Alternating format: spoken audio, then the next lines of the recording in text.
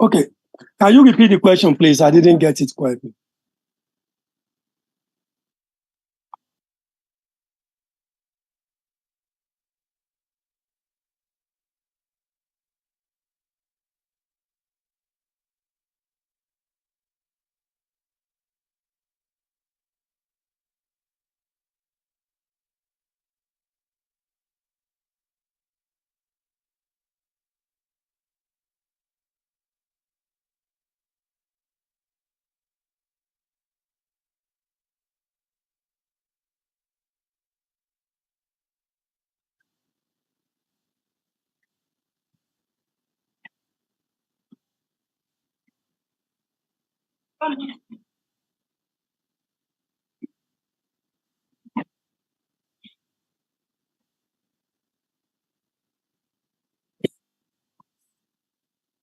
Okay, thank you, Tunde. I really appreciate that question, but it's not an easy question to answer. Okay, but I've sent the link to our website, and if you go to the e-library, you will see the election report we released on the Nigerian 2023 election, looking at the human rights perspective of the election. Now, when it comes to the international standards of election, there are certain criteria that are involved in determining that, okay? There are no perfect election, okay? If you go into that report, it identifies the human rights checklist that every election must fulfill, okay? But the language is there shouldn't be substantive and substantial flaws in the election. There are no perfect election. Now, let's come back to the 2023 election. It depends on which angle you are looking at the election. Are you looking at the election for development parameter? Are you looking at the election from political parameter? Are you looking at the election from the human rights parameter? And that will determine how you are going to assess the election. But in my personal opinion, and in my assessment, and in our experience of working on elections in Nigeria, in other parts of the world, I'm of the opinion that 2023 election is one of the best elections we have ever conducted, apart from the 1994 election that brought in Abiola. Okay? And there are many reasons for that, to actually believe that that is the situation. There are similarities between the 1994 election and 2023 election. One similarity is there are no bogus numbers. In the 1994 election, there are no bogus numbers. People have to physically queue and be counted. So there are no fictitious numbers. And in the 2023 election, and if you go back to 2019 and 2015 and 2017, and if you go to the Southeast and look at the riverine results, and you will see a sharp drop from communities that produce 120,000 votes, now producing about 5,000 votes. Nice, right? Okay, so there is a sharp removal of bogus number. Okay, secondly, I think in my view, the beavers,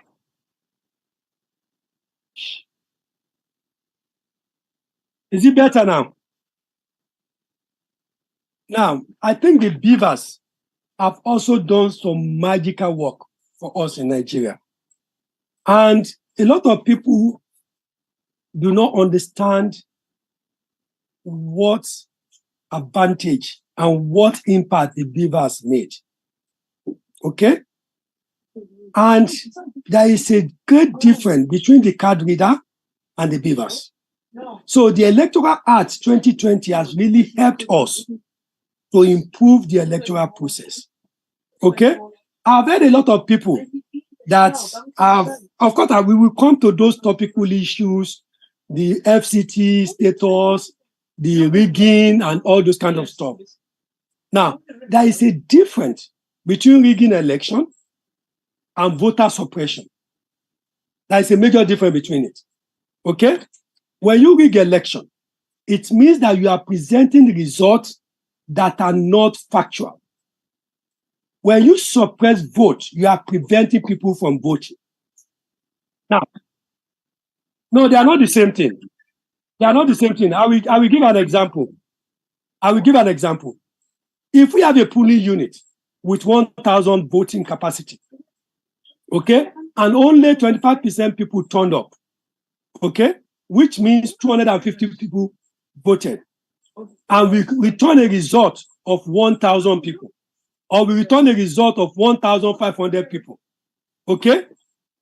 For us to do that, we have collected ballot paper and printed it on our own. There is no link between the ballot paper and the person that voted, okay? Now, If we have a same polling unit of 1,000 voters, and we know that those votes are going to be against us, and we suppress the votes, and only 250 people turned up to vote, okay? The result of that polling unit will be 250 people, okay? Now, the response to that from the tribunal are different, okay? Now, there is no clear response in terms of rigging prior to 2022 Electoral Act. So for 2022 Electoral Act, now responding to overvoting, okay, according to, I think, Section 51 of the Electoral Act, the results of 1,200 people will be cancelled immediately. That will be response from the tribunal, okay? For voter suppression, the response from the tribunal, according to Electoral Act, is different, okay? They are going to look at what is the total vote expected from this polling unit. If it is 1,000, okay, 250 people were accredited because of voter suppression. So the tribunal will pick the 1,000 folk and add it to the second person on the electoral result, the person that came second. If they add the 1,000 votes to that person, if the result of the election change, okay, then they will now go deeply into the voter suppression, whether they are going to call for re-election in that place. If it's not going to change the result of the election, it's going to be ignored because the suppression is not substantive enough. That is the language of the Electoral Act. I don't know, Tunde, if time permits us, because what I've tried to focus my presentation on, which a lot of us don't do, I've had a lot of discussion with a lot of guys in diaspora, and they make all this argument. Then I ask one question. Have you read the Electoral Act? They have not. Okay? They have not read the Electoral Act. They have not known that the most powerful person in our electoral process, as it is today, is not the chairman of INEC. It doesn't have that power. It's not the REC. It's not the collation officer. It's not INEC commissioner from every state. It's not. It's the presiding officer at the polling unit. That is the more powerful person, according to the Electoral Act. Is the most powerful person. Okay? So if you allow me, I can take us through some relevant parts of the Electoral Act to shed light on some of these things. Okay?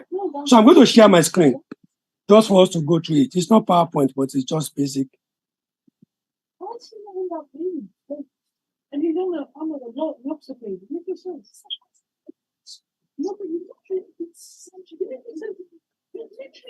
Okay, I hope you can see my screen.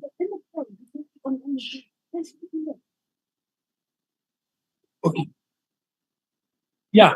So I'm going to start from Section 41 of the Electoral Act, which talked about the commissioner can provide suitable boxes, electoral voting machine, and any other voting device for the conduct of election. Any other. It wasn't specific. Now, the form to be used for the conduct of election to the offices mentioned in this act shall be determined by the commission. Okay? So if the commission decide to use IRED, use this ballot box, use beavers, the Electoral Act allows them to do so. Now, the polling agent shall be entitled to be present at the distribution of the election materials, electronic voting machines and voting devices from the office to the polling booth. Okay? So every party agent will monitor the electoral materials to make sure there is no mago-mago around it. Polling agents who are in attendance at polling unit may be entitled, before the commencement of the election, to have original of electoral materials to be used by the commission for election inspected, and this process will be recorded as evidence in writing videos, which means you have the right to say, let's see the blank ballot paper, no top printing around it. Okay?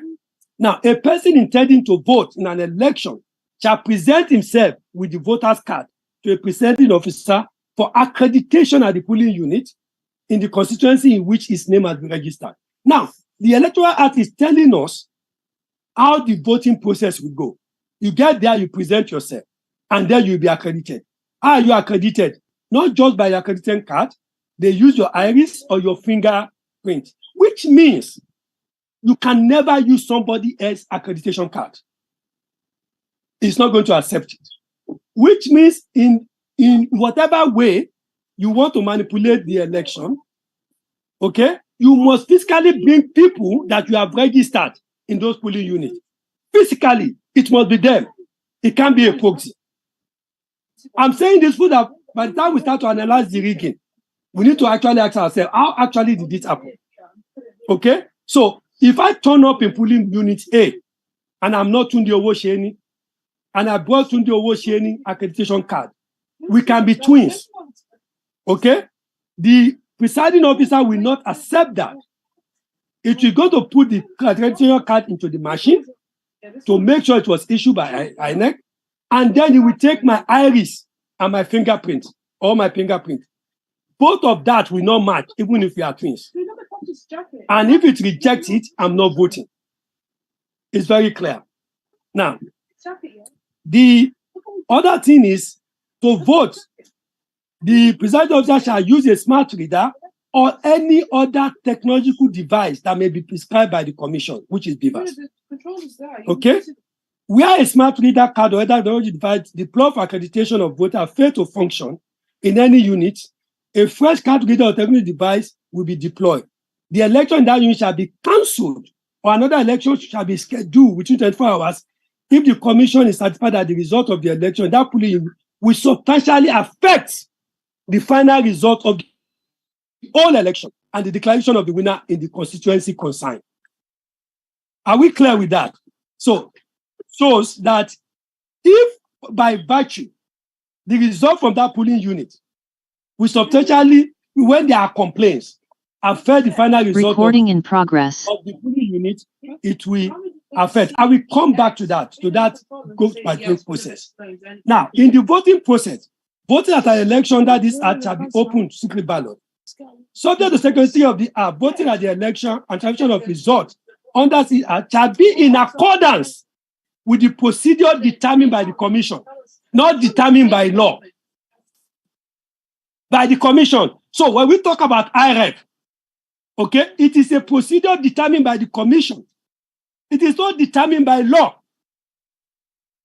So when we go to the tribunal, the tribunal is going to base its decision on law, not just on the procedure of the commission. It's going to focus primarily on law. What does the Electoral Act say? So if IREF is going to be used, and if the commission decides not to use it, okay, which means the procedures of transmission of the results that the commission determined, okay, is not to use the IREF. It's still in tandem with the law, in accordance to this Electoral Act. A voter on receiving a ballot paper shall mark it in the prescribed manner that all ballot at the election under this act or any polling station shall be deposited in a ballot box. We will all look at it. Okay? No voter shall vote for more than one candidate. We know that. Where the number of votes cast at an election in a polling unit exceed the number of accredited voters in that polling unit, the presiding shall cancel the result of the election in that polling unit. Now, so when the result of the election is cancelled, in accordance to 72, there shall be no return of election until another poll has been taken place. Notwithstanding the provision of section 2 and 3, the commission may, if certified that the result of the election will not substantially be affected by voting in that area where the election is cancelled, it can direct the return of the election. Now, let me explain what that process means. It means that if we present ourselves for voting, we voted, okay? And when we voted, we query the result of that vote, okay? There are many reasons why we queried it, okay? Now, if we query it, the commission have the liberty to cancel that result, okay, and conduct another election. But if the commission now feel that if we cancel the result, and if we now say, okay, let's assume everybody in that unit or in that area voted for the person that came second, if it's not going to be changed the final result of the election, the commission can still say, go ahead and announce the result because it's not substantive enough. take note of my language, not substantive enough. Okay? Now, the presiding officer shall, after counting votes at the polling unit, this is the power of the presiding officer now. After counting the vote at the polling unit, he entered the vote scored by each candidate in a form to be prescribed by the commission as the case may be, which is Form ECH. Okay? So the law is telling us how that to be done. If the presiding officer did not do this, okay, this is a basis of legal challenge that they have violated the law. Okay? They must count the vote and enter it to Form ECH. Now, the form shall be signed and stamped by the presiding officer, countersigned by the candidate or their polling agent. Candidate or their polling agent were available at the polling unit, which means at every polling unit, all party agents will countersign the result. Okay? If the result is not correct, the party agent will not countersign it, isn't it? Now, the presiding officer shall give to the polling agent and a police officer, where available, a copy of each completed form after it has been duly signed and provided. So the result, after it has been announced, signed and announced, all party agents signed, each party agent will have a copy. Okay? A policeman will have a copy. By law, the police need to archive all the results. So apart from INEC, the police officer have the results of the election. If we remember the election in 2019, I think, that brought APC to Imo State, okay? APC came third in the election, okay? APC now went to the tribunal that the PDP guy that won the election has not been duly elected, okay? He claimed that he has not scored majority votes, and he provided evidence that certain number of votes were removed from his vote, that he thinks they are part of his vote. If added to his vote, he will be the person that scored the majority vote. Okay? He presented evidence of party agents to the tribunal. INEC came to the tribunal and considered those results as fake. Okay? Then the tribunal asked INEC that you cannot call a result that is fake without presenting the original. You need to present the original. That will show that it's fake. INEC failed to present the original. So the tribunal now called the police to bring the archive results for all those polling units. And that is why the tribunal now found that the result with the police and the results that APC presented were the same. And they added those votes to APC candidates and declined him as the winner. This is just for you to understand the importance of the police. Now, this is the question I do ask people. We have an election in the polling unit. Okay? My party agent signed the result. Okay? There was no issue at the polling unit. So between the polling unit and the World Collation Center, now people propose that they were rigging. Okay? So the question is this. The party agent at the polling unit, their first responsibility is to take their result to their own situation room, the party situation room, so that they can be paid for the work they have done. Okay? At the World Collation Center, they have a world party agent who will bring all the polling unit results to make sure it's correct when it's being declared at the world level. So, if the presiding officer change the original result with him that it takes to the world level, will it change all the results that the party agent have submitted to their party? Will he go and change the result that the policeman have taken to the police station? These are questions we need to ask ourselves. Okay? And these are bases of legal challenge. Okay? Now,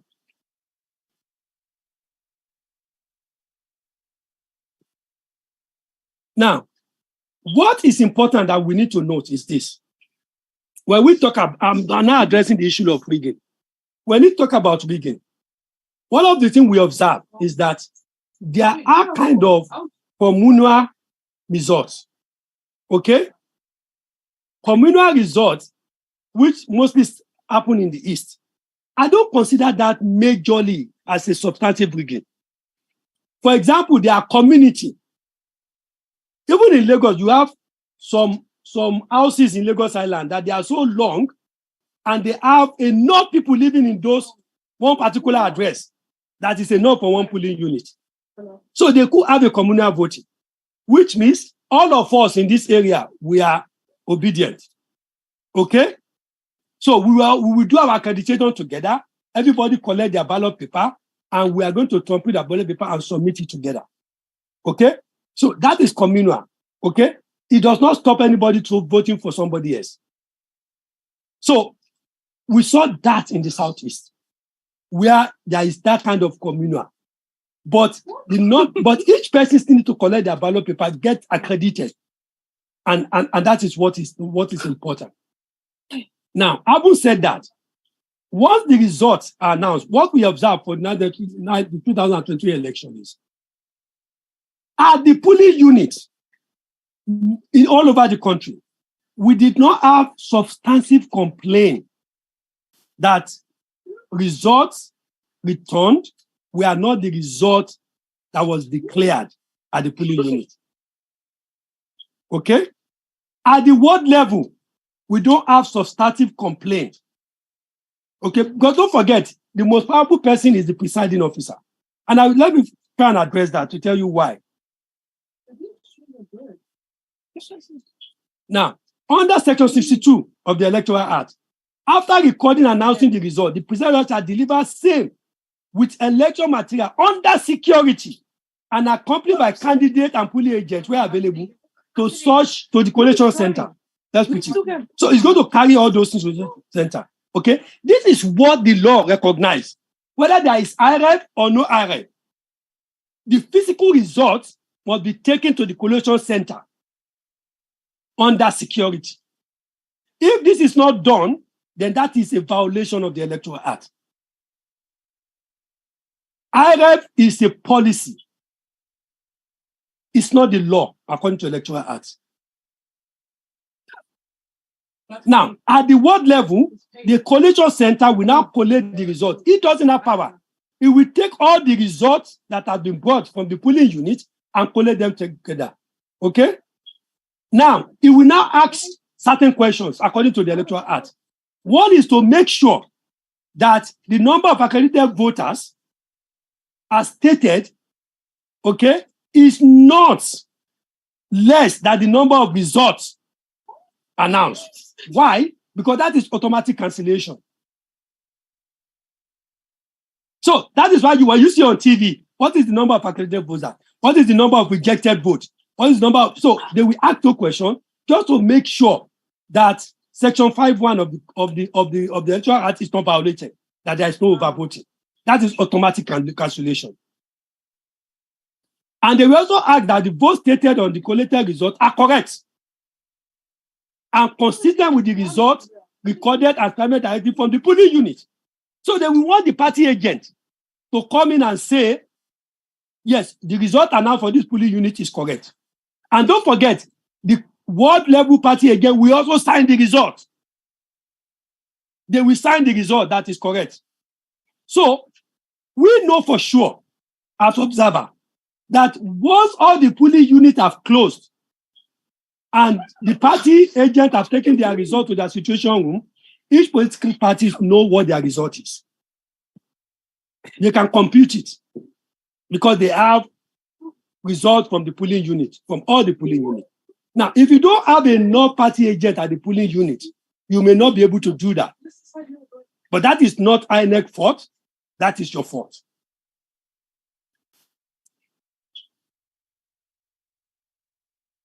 Okay, now you now say that during collation, if there is a dispute regarding a collated result or the result of an election from a polling unit, the collation officer or returning officer shall use the following to determine the correctness of the result. The electoral is very clear what should be done. One, the original of the dispute collated result or each polling unit where the election is disputed. Where is the result recorded at the polling unit? Okay? Then, the Beavers accreditation report Okay? They will use that. And the data accredited and recorded and transmitted directly to each polling unit where the election is disputed. Then the vote and results of the election recorded and transmitted directly from each polling unit. If the disputed result under Section 6 were otherwise found not to be correct, the collation officer or the return officer shall recollate and announce a new result using the information in Section 6 AD. So where they make calculation errors, they will correct it. Okay? And they get all the party again to agree to that as sign. If they don't agree, it's an element of dispute for legal challenge. Pfizer, tell the G that I'm on a call, I call him back. Okay? A returning officer may commit an offense if intentionally collate and if he has been bribed and he collate and make a wrong thing, so there is so there is penalty for that, but I'm not going to go into that. Okay. Now, the Electoral Act now said the decision of the returning officer at the polling unit is final. But under Section 1, it can only be reviewed by the Electoral Tribunal of competence jurisdiction. So if the presiding officer at the polling unit said, this is the result, and other party again disputed it, okay, that result is final. Okay, according to the Electoral Act. But it can be changed under certain conditions. One, the Electoral Tribunal or the court can change it. Or the INEC can also change it if he has not made that result. If he has made that result under duress. Okay? Or if he has not made that result in compliance with the INEC guidelines. So those are the three conditions where it can be changed. Okay? And that is where the 7 days review comes in. That INEC can review that decision and decide to change it if he doesn't follow the guidelines. For example, there is overvoting. INEC is not going to accept it because that will not follow the guidelines. Okay? If a gun, like what happened in, I think in Casina or somewhere, where the returning officer said, I've declared the result, but I have not done it willingly. My life was threatened. INEC withdrew the declaration of results. Okay? So that shows you how powerful the presiding officer is. And from this, Yakubu was not mentioned at all. Yakubu is only a collation officer. There's no difference between Yakubu and the world level collation officer, the local government collation officer, and the state level collation officer. All they do is to make sure that the result that will be submitted to them meets the law, meets the guidelines, and was made, they are not made under duress. That is all they do. They can't input a new figure. They can't add any figure to it. There is no room for that under the Electoral Act.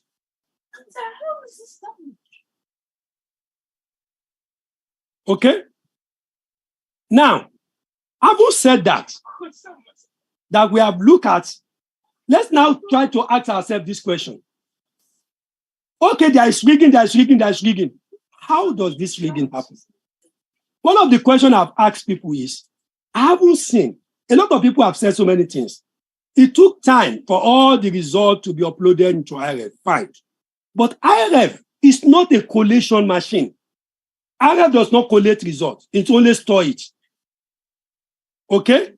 But the result that INEC store, the party agent already has it. They have been announced at the world level. They have been announced at the local government level. They have been announced at the state level.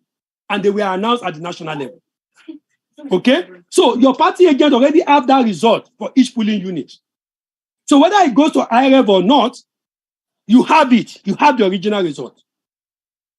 Okay? So the question then is, what is the impact of IRF? Now, IRF help smaller parties that doesn't have situation room to be able to collect their own results. And I can understand that can be a challenge if those results were not uploaded quickly. Okay? But for the bigger party, either APC, PDP, or LP, they should all have situation room from ward level to local government level to state level. And it's a simple process. Okay, let's assume in a polling unit, Labour scored 800 votes. I'm just using as an example. They have that 800 votes. They go to the ward level, they calculate the result of all the polling units, and they discover that they now have 10,000 votes. They have that. They record that. All their party agents have signed to that. Okay? Then they go to the state level. Don't forget that the local government level. Okay? They discover that when they add all the ward results, they have 100,000 votes. So they know that at the state level, at the local government level. Okay? Now, all these party agents, everybody were there. Observers are there. Now they go to the state level. At the state level, it's on live TV. It is usually on live TV. Okay? So at the state level, they collected all the local government results and they discover now they have 1 million votes at the state level. So they know that. So even before that result from the state come to the Abuja, they already know what the result is. It has been announced publicly before a live TV at the state level. So the presiding officer at the state level is just coming to Abuja to repeat what he has done at the state level. Okay? Now, so we all know that. So if there are disputes, the major source of dispute should be at the polling unit. Because voting doesn't take place at the ward level. Voting don't take place at the local level. Result announcement doesn't take place. Voting doesn't take place at the state level. The only place voting takes place is at the polling unit. And that is why the presiding officer at the polling unit is the more powerful person. Okay? Let's assume that the presiding officer was bribed and started to announce a different result from what was there. What will then happen? Okay? The party agent will refuse to sign that result. Okay? They will go to the ward level and make a direct complaint that that is not the result. So what the coalition officer at the level will do is to print the ballot box of that polling unit. Don't forget, the first person that is accredited is linked to the first ballot paper, serial number. So they know that. The last person that is accredited is linked to the last ballot paper serial number. So the coalition officer will bring the ballot paper of that polling unit with all the party agent and the observer and ask the presiding officer to recount the result at that collation center. That is the procedure. Okay? Before everybody. And that is, and they know, the people know that will happen if it is disputed. Okay? Now, that only happens at the ward level.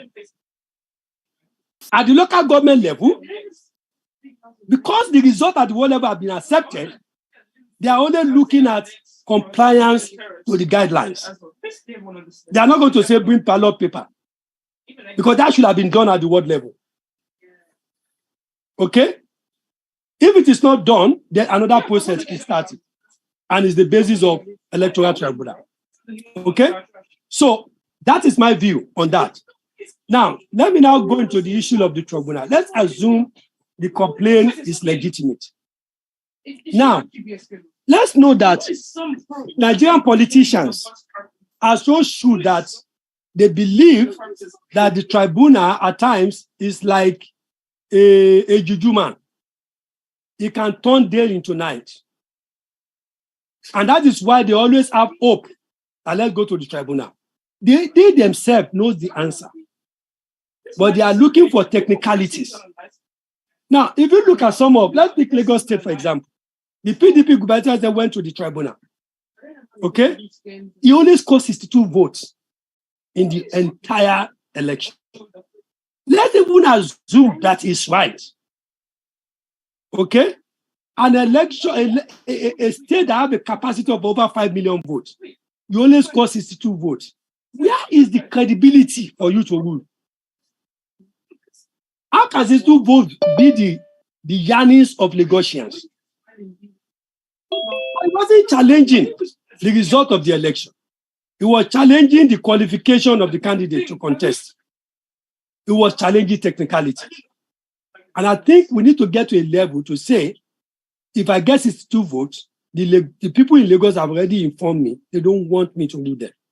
And I should accept that. Okay? But mostly it's technicalities. Now, let's go into it. The court, in all appeals from election tribunal, may adopt the practice of first giving its decision and reserving the reason. That's what the court normally do. Okay? Now, an election petition may be presented by one or more of the following persons. Not everybody can challenge an election. You must be a candidate in the election to challenge it, or a political party that participated in the election. If you don't participate in the election, you can't go to the tribunal to challenge it. Then, a person whose candidature or whose election is being challenged is called the respondent. He needs to be part of it.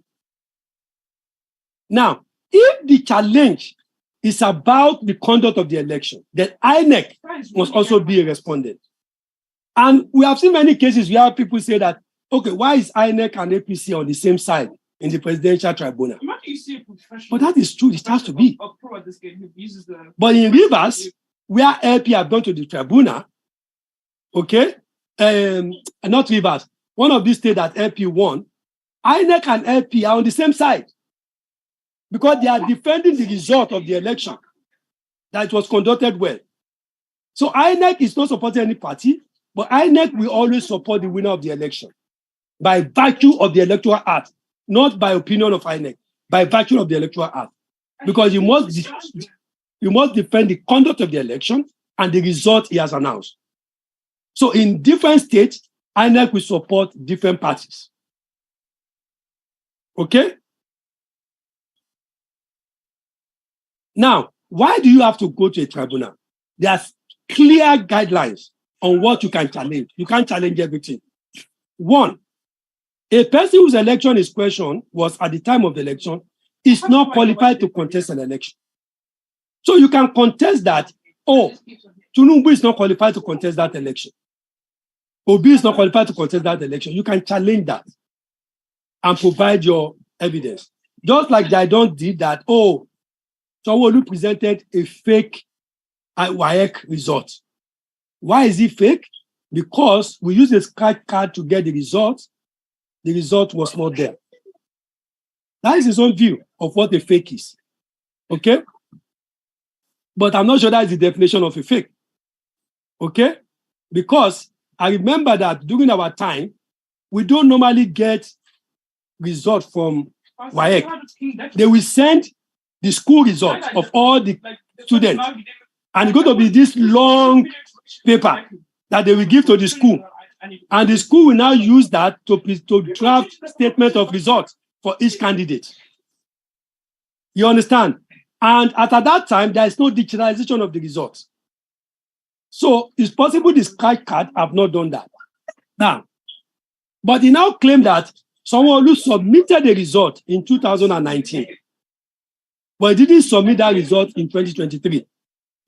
So then that means there's a problem that the result in 2019 is fake. But the law is very clear. If the result in 2019 is fake, which he used in conducting the election in 2019, contesting the election, then the decision of the tribunal will only affect the 2019 election, it won't affect 2023 election. But if the tribunal is looking at 2023 election, they are not going to look at 2019. Just to make that point. The other thing is, the election was invalid by reason of corrupt practices or non-compliance to provision of the Act. If like what happened in which state, where somebody that don't have the responsibility went to announce the result. Okay? So if INEC didn't upturn that, that would have been a basis of challenge at the tribunal. The third one is that the respondent was not duly elected by majority of the lawful votes. You can claim that the respondent does not have the majority vote in that election. Okay? So those are the three reasons that you can challenge, you can take to the tribunal. Now, there is this point I want us to understand, which is Section 135 of the Electoral Act. that election shall not be liable to be invalidated by reason of non-compliance with the provision of the Act. If it appears to the electoral tribunal and court that the election was conducted substantially in accordance to the principle of this Act, and the non-compliance did not affect substantially the result of the election. Now, I'm sure that the lawyers of all the political parties have read this. Okay? The tribunal is saying that we recognize there's going to be infractions in many places. Okay? But you cannot come and say the election should be invalidated because of this infraction. Okay? But you must be able to prove that those infractions are conducted substantially. That those infractions will affect substantially the result of the election. If the person that won or INEC can prove that the election is substantially conducted in accordance with the principle of this Act, the result will not be invalidated. If, for example, INEC can say in the whole 176,000 polling units, in 150,000 units, there have been no infraction, which means the election is substantially done in compliance with the Act. It's not a basis for invalidation. Now, subject to subsection 2 and 3, if the tribunal or the court, as the case may be, determined that a candidate who was returned as elected was not validly elected on any ground, the tribunal or court shall nullify the election and order the commission to conduct a fair election, not later than 90 days. So they have the power to say, based on all these things you have told me, okay, the person has not been duly elected, I'm going to cancel the election. Okay? The decision, if appeal is not filed against the decision or nullified by the court, have a final appellate jurisdiction in respect of the same. That will be final. Okay? However, where an election tribunal or court nullified an election on the ground that the person who obtained the highest vote of the election was not qualified to contest the election, the election tribunal or court shall declare the person with the second highest number of valid votes passed at the election, which certify the requirement of the Constitution on this Act as duly elected, provided that that person with the second highest number of valid votes cast of the election remain a member of a political party on which he performed and contest the election, otherwise candidate with the next highest number of votes in the election, which certified shall be declared winner. So, if somebody has been declared that they have certified, the next person that certified the requirement will be announced and that's what we saw in Basheer Tribunal, where the APC candidate was qualified, the PD candidate was announced as the winner of the election. If the tribunal or court determined that a candidate who was returned as elected was not validly elected on the ground that he did not score the majority of the valid vote cast on the election tribunal or the court, as the case may be, shall declare as elected the candidate who scored the highest number of valid votes cast at the election and satisfy the requirement. Okay, and that is really clear. All objections filed in an election petition shall be determined at the time of the final judgment. I think based on what we have been discussing before, it's very clear, and we all can start to answer the question whether the election was rigged or not rigged, all the things happening at the tribunal. And I think I also need to mention Section 134 of the Constitution in terms of the issue of the FCT. This has been a lot of debates about it. That the Constitution says and I don't know why it is difficult for us to interpret what "and" mean. Okay? Why do we have to have problem to say what "and" mean? So if parties do not have 25% in FCT, they can't be declared as a winner. Let's even assume it is true that Tinubu doesn't have 25% in FCT. So who will INEC declare a winner? Atiku, who came second, also do not have 25% in the ICT, in the FCT. So will INEC go to OB to declare him the winner? Because he has 25% in FCT, but it does not meet the requirement of 24 states. And if you don't meet that requirement, it cannot be declared as a winner. So that is point number one. Point number two is that we are all equal before the law. If the intention of the drafter of the law is to make the FCT a super state, then they have to be fair. They need to make sure that all voters in FCT, all states will be represented in FCT with equal number of votes. So that if you have 25%, then that is fine.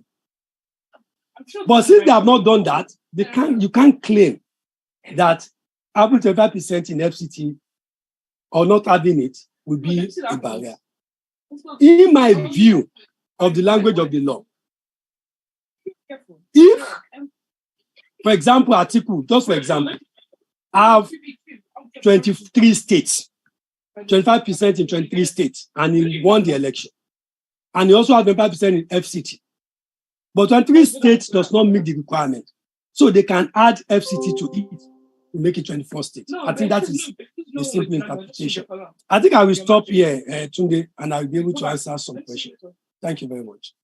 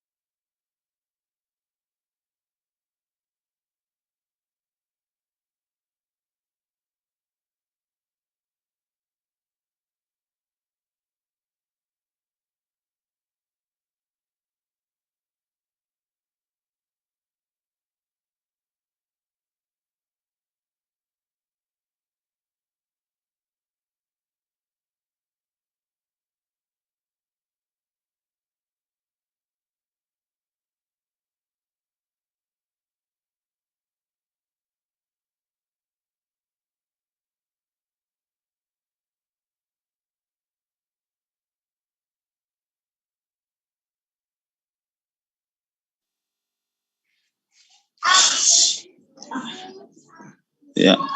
Good evening, my able convener. Good evening, PLIDE. Good evening, our amiable guest speaker, sir. Sincerely, you've done justice to this topic. And then, secondly, how I wish we have senior citizens like you.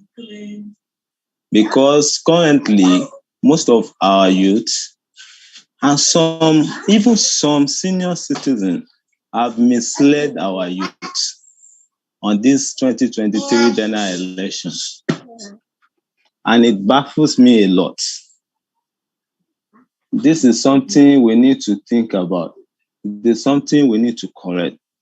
Because I wonder why, like my convener said, why some lawyers will still be claiming that without Abuja, you cannot be president of Nigeria. That you need to have Abuja compulsorily before you can be president. Even the law is clear to every one of us. But sincerely tonight, you've done justice to everything. So I don't know the next question to ask, but to pray that God will continue to increase your knowledge and bless your reasoning more and more. Thank you very much, sir.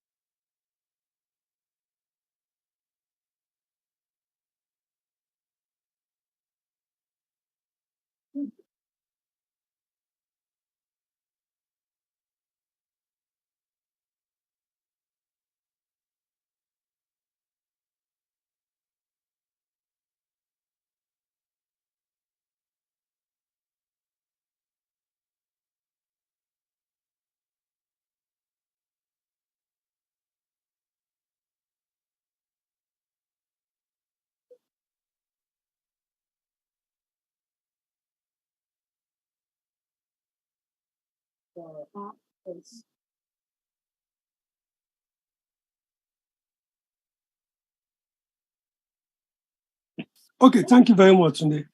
Now, before I go to the RF, I just want to quickly touch on Osun, because Osun is a very interesting case. As we are aware, Osun election took place. Ademola Adeleke was declared the winner. Okay? Now, that is actually the will of the people. Okay? What did APC did? They went to request for all the Beavers reports, which give them the number of people accredited for each polling unit. And they discovered that the result announced in many polling units is far, far higher than the number of accredited people in the Beavers report. Okay? And they collated that and went to the tribunal to say, according to section 51 of the Electoral Act, that is overvoting. Okay? Now, the tribunal accepted the Beavers report given to APC by INEC.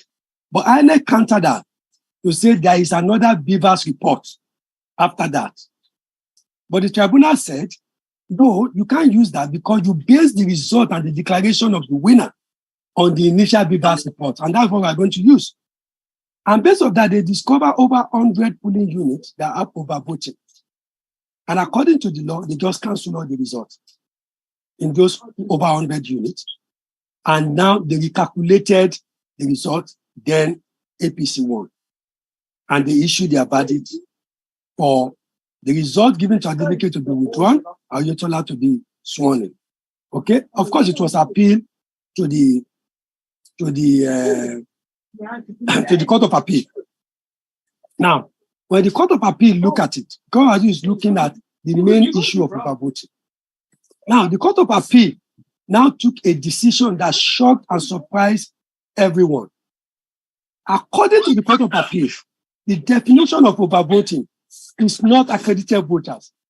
It's the number of available votes in the polling unit. Okay? So if a polling unit have 100 votes, only 25 people came. Okay? So you can't say that the 25 people came that are accredited as the available vote, that the available vote is 100 votes. So if they declare 50 results, it's still not overvoting. But if they use accredited results, it is overvoting. So that is exactly what Supreme Court said, and what the Court of Appeal said. Now it has been appealed to the Supreme Court. What will the Supreme Court do? Section 51 of the Electoral Act didn't mention number of registered voters. It mentioned accredited voter. Okay?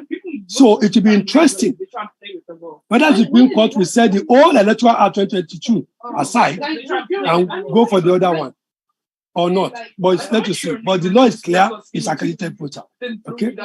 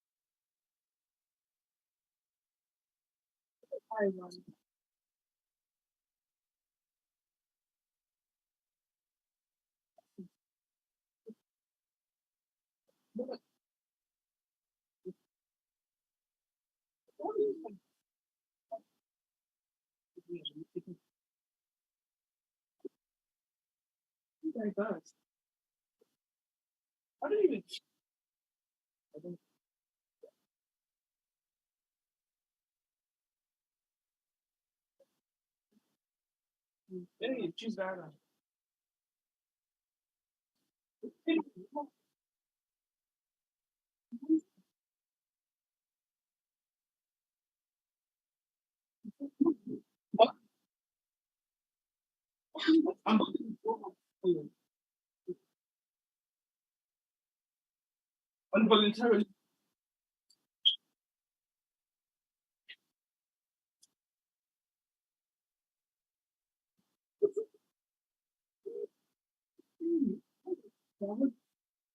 Okay.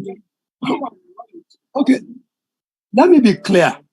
What is factual in law can never be implied. Whatever is factual in law, you can't imply it. Okay? The Electoral Act under Section 55 is very clear on definition of overvoting. That's the Electoral Act 2022. The previous one have a different definition for overvoting. Now, from observation, our observation experience, there is a theory that we have developed. The number of registered voters, only 50% of them will collect their PVC. Only 50% of people that collected PVC, okay, will actually turn out to get accredited and vote. So which means only 25% of number of registered voters will actually vote on that day. Okay? Now, the electoral the tribunal stand with the Electoral Act and define voting in accordance to accredited voter. Now, the advantage the Electoral Act from the previous one is that to prove rigging in an election, the amount of evidence you need to produce have to be monumental and have to be mountainous. But with the beavers, it lessened that. Okay? You want to prove overvoting. All you need is the beavers report, which is the back-end report that INEC will produce, telling you the number of accredited voters in each polling unit. Okay? That's all you need. And then you look at the result that has been announced. So it makes it pretty simple, pretty straightforward. Okay? But the Court of Appeal have a different opinion. Okay? And they, instead of looking at accredited voter, they said, okay, you can't look at people that actually came out to accredit to vote. You have to look at, and look, it's a simple example. If I'm today Osheni, I'm supposed to vote in Ward E3, a polling unit. I didn't come to accreditation, but my name is there, that I have a valid vote if I want to use it. So they are saying that we cannot ignore Tunde Osheni that has not participated in the election. He has a valid vote. It's the only thing he has not used it. So basically, we have to look at total registered voters rather than accredited voters. And I don't think that is right, but I'm not the judge. We have to wait for the Supreme Court to interpret that aspect of the law. But I'm very sure, I can be also wrong, that the Supreme Court will struggle not to follow the Electoral Act in that situation. Because we have all these kind of instances. This is not the first time we are having it. Okay? You will have instances whereby we have similar incidents. We have 5 different kinds of electoral tribunal proclamation. And we have to gradually develop our legal framework around that. Okay? So we need to know that. I think that answered the question today. So let me go to IREF now. Like I've explained, and people didn't get this, and we need to really get it. I will give you an example. When I was working with Amnesty International, we went to the Gambia to conduct a research. We have what we call a security guideline that we normally have to submit when we're going on. As part of security guideline, we have to state everywhere we need to be. Okay? Which we stated. But unfortunately for us, we were in the Gambia and we got a new information that somebody we are looking for is detained in the northern part of the country. That northern part of the country was not in our security guideline. Okay? So we went there. We got arrested. we got detained. It was a global news. Amnesty International staff arrested and detained in the Gambia. We were nearly jailed in the Gambia. We got released and we came back to London. And because we didn't put that place in our security guideline, the policy team of Amnesty decided to initiate a disciplinary measure. Okay? So we met with the union, the staff union of Amnesty, and they went to them and said, it is a guideline. It is not the terms of reference of their contract. It's a guideline, it's an advisory document. It's not the terms of their contracts as staff. Okay? And based on that, we are let off. It's a guideline, it's an advice. So coming back to IREF is like a guideline for INEC for transparency of the election. It's not the law. It wasn't stated in the Electoral Act. The Electoral Act explained what INEC must do in conducting an election. Where he wants INEC to have discretionary power, he gives that power to INEC. Where he wants INEC not to have discretionary power, he makes it clear. This is what you need to do. Okay? So the IREF is part of a guideline that IREF put in place to ensure transparency. Okay? Now, let's forget about the fact that whether it's going to be, IREF is going to be ARC or something like that. Let's forget about that. What the INEC guideline states clearly is once the result sheet is signed by all the party agents and announced, the presiding officer take a picture of that result with the IREF and upload with the beavers and upload it to IREF. If it doesn't have network, it doesn't need to upload immediately. But already, that result is already at the back end of the beavers. It can't be tampered with and it can't be removed. Okay? With time, it will go to the IREF. But by law, INEC does not have the liberty to use IREF results on the IREF to collate results. No. The Electoral Act is very clear. It is the original Form EC8 that must be taken to a collation center and used for the collation of the result, not what is on the IREF. Okay? That original result should be the same with the one on the IREF. But they are not going to use what on the IREF to collate results. It has to be the physical original result that was brought to the collation center. I think that's answered the question. Now, in every 12, there will be a Judas. Okay, like you asked. Let's assume some people want a Shaliligam. They want to do certain things. They print fake results, all those kind of things. Now, don't forget, they have a responsibility to do, and there is disciplinary action to that responsibility. And INEC, don't joke with that. There are a lot of INEC staff in jail, just that we don't know about it. Okay? Now, let's take a scenario. Let's assume polling unit 001 in Festac.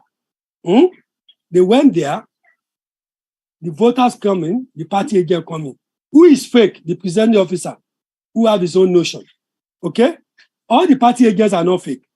They represent a political party. Okay? So let's assume the person is working for APC. And that result now shows that Labour have 100, PDP have 50, and APC have 30. Okay? Don't forget, it's going to count the ballot paper publicly and openly.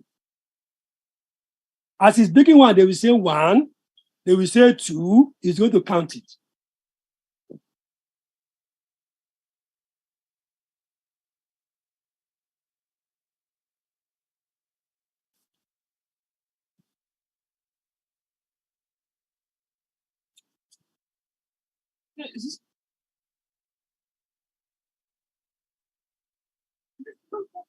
They may not be allowed to the collation center, but not at the polling unit. Oh,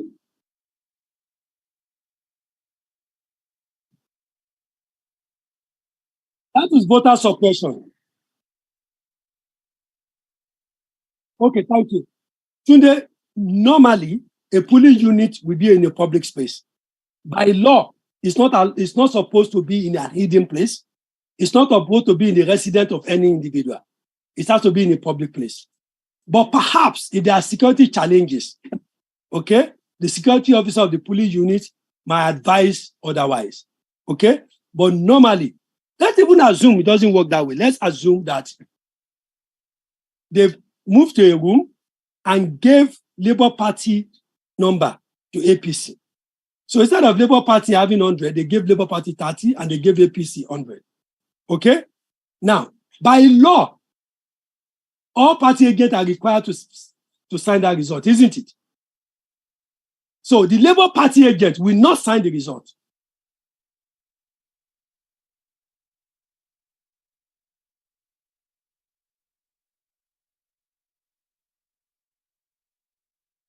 No, I know that. Is it not Stella Okeke? I know that. Don't worry.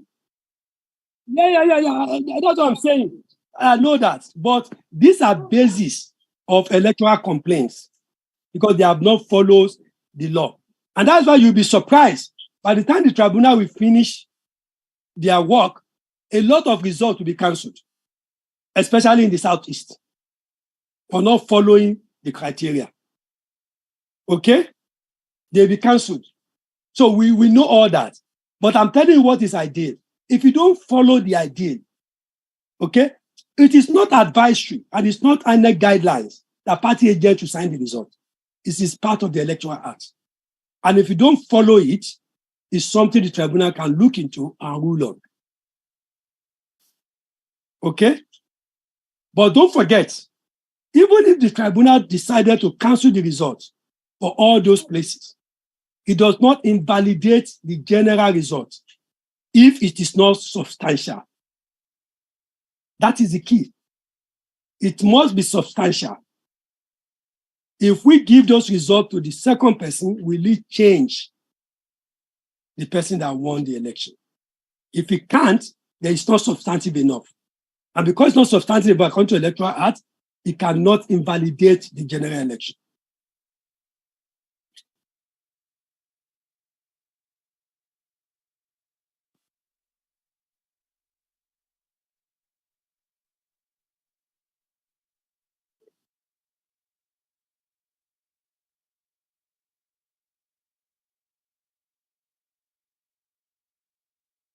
Yes.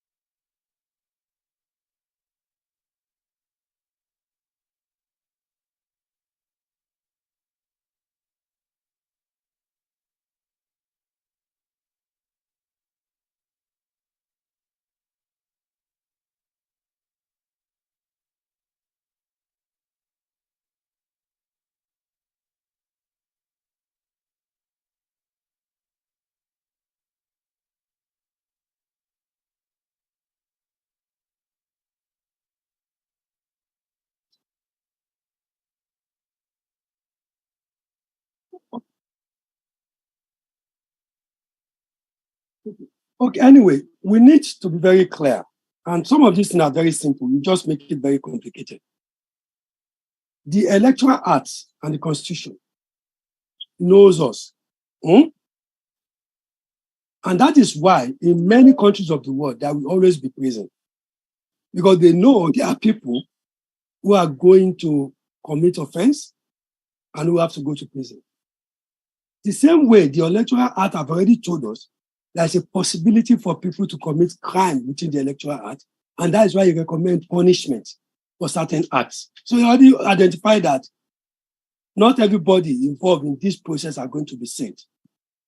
Now, what happened in Adamawa is purely criminal. There's no other ways of saying it. Okay? It is very clear what the role of the returning officer is and what the role of the INEC commissioner is. Okay? The INEC commissioner has a responsibility to provide all the logistics, all the infrastructure necessary for the returning officer to do his job and announce the winner of the election. It is not the role of the INEC commissioner to determine whether the returning officer is compromised or not. There are other agencies that have that role. The police is there, the EFCC is there. It's not his role. He's not a trained investigator to do that. Now, the Constitution also, the election also envisaged that, of course, people might want to collect money and announce a different result. Okay? And it provided rooms for those results to be challenged if they were wrong. Okay? So, if now playing the Jesus of our time is getting it wrong entirely, because the Constitution did not demand that from him. The Constitution already made provisions that if that happens, these are the steps you need to take. Okay? But basically, there is a reason why INEC do not use their commissioner to announce results. They don't use staff of the commission to announce results. They hire people to come and play that role so that they can be independent in playing their role. Okay? So, and that is the major reason why they did that. So what he did is totally out of place, it's unacceptable, and INEC notified it immediately. Okay? And the real result was announced.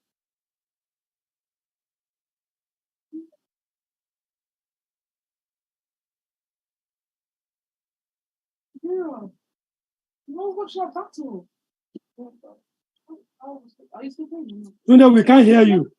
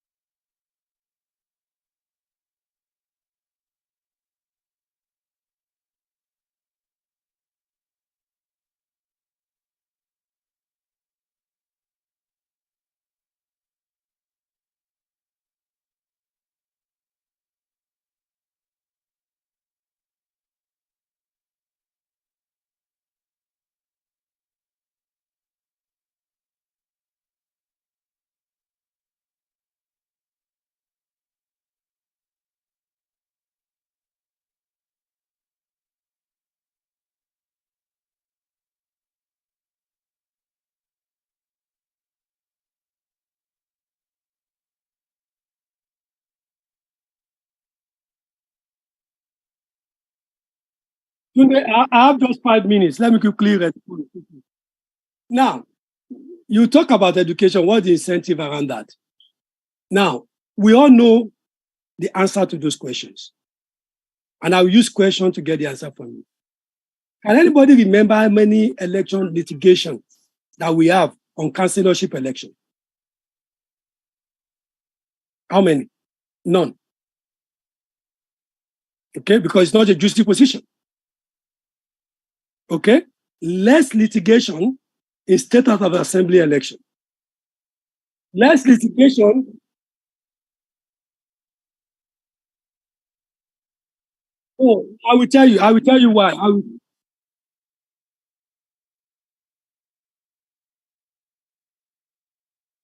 No, I will tell you why. No, I will tell you why. No, election tribunal litigation representation is not cheap today. It's multi-million naira business. If you don't believe me, ask Ezekume. Okay? It's not cheap. It's costly. Okay? And it's not something a councillor can afford. Because if you are going to be investing 20, 30 million in an electoral tribunal, what are you going to get out of it? Okay? So the same thing goes to the local government election. You don't really have much litigation around it. But when it comes to governorship, you will have litigation. Because you know you can get your money back. Okay? Now, it's not entirely the politician's fault. It is also the judiciary fault. Okay? On 2 grounds. Okay? Once the judiciary start looking and getting incentive for tribunals, okay? Some of them cannot be proven, some of them can, but we all know the case of the Chief Justice of Federation that was removed because he was going to the bank to deposit $10,000 every day. That is not part of his salary. So we know that. Now, but the erratic judgment that judiciary gives encourage politicians to try their luck. Take the example, the Bayelsa election, 2019. You have this guy that won the election, APC, but you have his deputy, who used to be a PDP member in the Senate, crossed to APC and become a deputy governor. But when he won an election into the Senate as a PDP, APC went to court to challenge the result he submitted. But it was deemed out of time. Okay? So PDP are aware that they don't have a defense. The result was actually fake. Okay? But the only way he escaped was that it was out of time. So when he is now the deputy governor of the victorious APC candidate, they know he doesn't have a result. So they challenge that result. No, exactly. No, that is, so they challenge that result, and the tribunal look into it in their judgment, make an astonishing decision. Okay? And what was the decision? The decision was that the result is fake, but this is a joint ticket. Okay? So they don't find the governor wanting, who was being elected, on which platform the deputy governor joined. But they remove both of them. This is erratic decisions.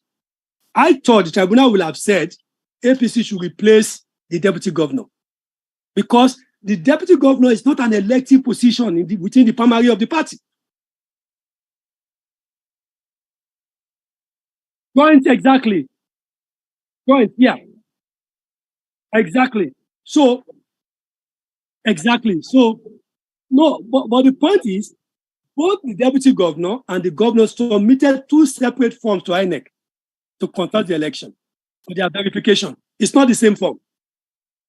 So, because this has now been seen to have submitted a fake result, quite too harsh for that to go over. Because The governor can change the deputy governor anytime.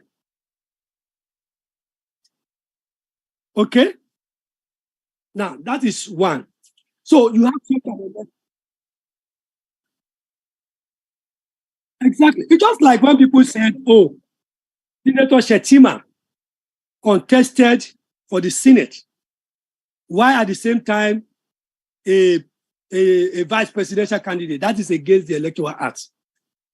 And they market that so well. But legally, that is incorrect. Okay? Because he contested the Senate, yes, that is correct. But at the time he was contesting the Senate, he wasn't the vice president. There was a place order for the vice president with INEC, because there is a deadline to submit names.